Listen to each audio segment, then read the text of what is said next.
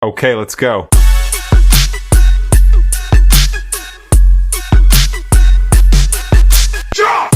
All right, let's get right into it. Today, we're going to try and crack the code on how to be genuinely productive, especially when it feels like the whole world is designed to distract us. We're going to do that by diving into the absolutely brilliant work of computer scientist and author, Dr. Cal Newport. We'll figure out how we can get our focus back and actually get more done without, completely burning out. Does this sound familiar? You're just bouncing between emails and Slack messages and meetings all day long. Your calendar is a wall of color, you feel totally exhausted. But then at the end of the day, you look back and think, wait, what did I actually accomplish? If you're not in your head right now, trust me, you are not alone. This is the big, central problem of work today that Cal Newport has spent years trying to solve.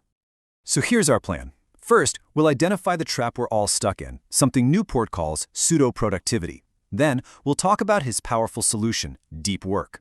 After that, we get into the really practical stuff, how to set up your physical and digital worlds for focus. And finally, we'll uncover a little secret, why being bored might actually be your greatest weapon. Okay, so first things first, let's really define the problem we're up against. We are living and working inside what Newport calls the pseudo-productivity trap. And it's the main reason so many of us feel like we're just spinning our wheels. The idea here is actually fascinating. Newport points out that for most of us, knowledge workers, unlike, say, a farmer or a factory worker, it's really hard to measure how much we're producing. So what happened? Well, organizations just defaulted to what they could see. Answering emails fast, always being active on Slack, showing up to meetings. These visible activities became a stand-in, a proxy for doing useful work.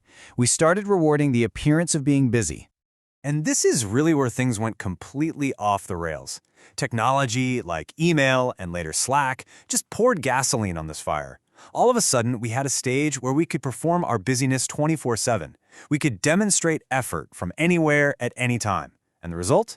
A culture of constant, twitchy, low-value communication that leads straight to cognitive overload and, widespread burnout. Okay, so that's the big, hairy problem. But what's the solution?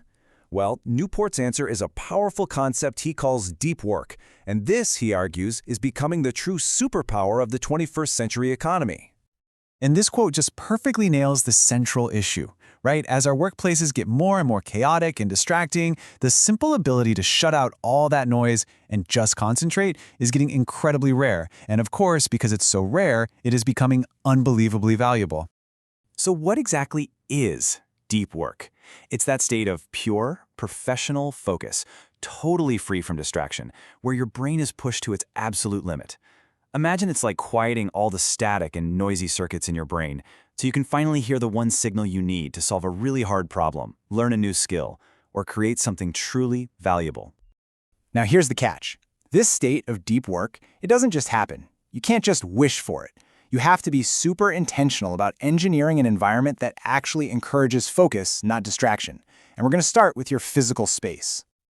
To make this real, let's take a peek at Cal Newport's personal setup.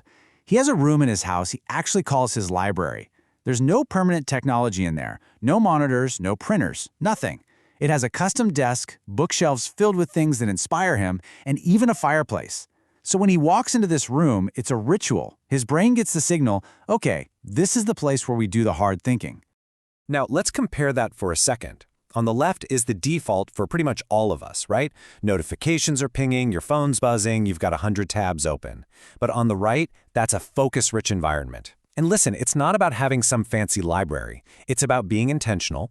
It's about having a specific quiet zone, using high-quality tools that don't distract you, and having a clear ritual that tells your brain, hey, it's time to focus now. You know, the power of environment isn't just about being alone. Newport tells this amazing story from his time as a grad student at MIT, in the Theory Group, a place just packed with world-class thinkers. And their secret weapon? It was a whiteboard. So here's the hack they discovered. When 2 or 3 people work on a tough problem together at the same whiteboard, their concentration gets a massive 20 to 30% boost. And why? It's simple. Social pressure. If your mind starts to wander, you literally fall out of the conversation. There's a social cost to losing focus, so the group holds you accountable. So what can you actually do? Well, first, just designate a physical space, even if it's just a specific chair where you only do deep work. Second, use better tools. Newport found that using a really high-quality bound notebook made him take his own thinking more seriously than just scribbling on a scrap of paper.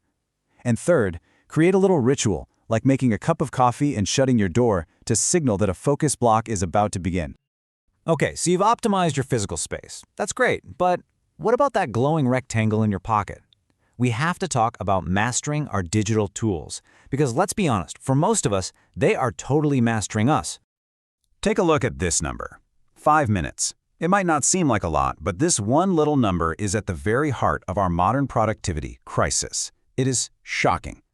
Because that is the median amount of time a study found between when we check our communication tools, like email and Slack.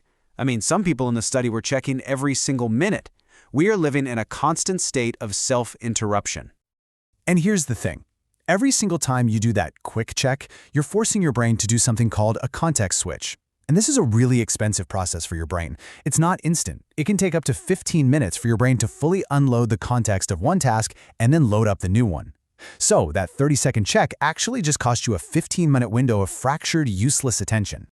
Newport has this incredible phrase for this state. He says we're not multitasking. What we're actually doing is creating a catastrophic pileup of aborted task switches. Think about that. Your brain is constantly trying to load one program only to be told, nope, abort, switch to this other one, over and over and over again. You spend your entire day in a state of cognitive chaos and then wonder why you can't get anything done. And this brings us to our final and, I think, most counterintuitive idea. To fight back against this constant fire hose of stimulation, we need to strategically do the exact opposite. We need to embrace quiet. We need to rediscover the immense power of just doing nothing. Seriously, what if we just completely reframed how we think about boredom? What if, instead of it being this terrible thing to be avoided at all costs, the thing that makes us pull out our phone the second we're in a line, what if it was actually a crucial tool? What if it's a superpower for our brains? Newport calls the state we live in solitude deprivation, and he's very specific about the definition. Solitude isn't being physically alone, it's an absence of input from other human minds. See, our brains are social organs, and processing other people's thoughts and opinions and emotions is a really demanding all-hands-on-deck activity. And when we do it all day long without a break, it is just exhausting and it makes us anxious. But these quiet gaps do more than just let you rest. There's real neuroscience here. Research on learning shows something called gap effects. When you take a break from intense focus, your brain doesn't just switch off. It gets to work. It starts processing, connecting, and cementing everything you just learned. Those moments standing in line or taking a quiet walk without a podcast, that's when your best ideas pop up, because your brain finally has the peace and quiet it needs to make those brilliant connections. So, let's end with a challenge, a question for you. Newport says that one of his main advantages isn't that he does more smart things than other people, it's that he actively avoids the dumb things that slow everyone else down. So, looking at this slide, what is the one dumb thing, the one source of constant, needless interruption that you can just stop doing, starting tomorrow, to win back even just 1 hour of true, deep, focused work? Because honestly, the answer to that question could change everything.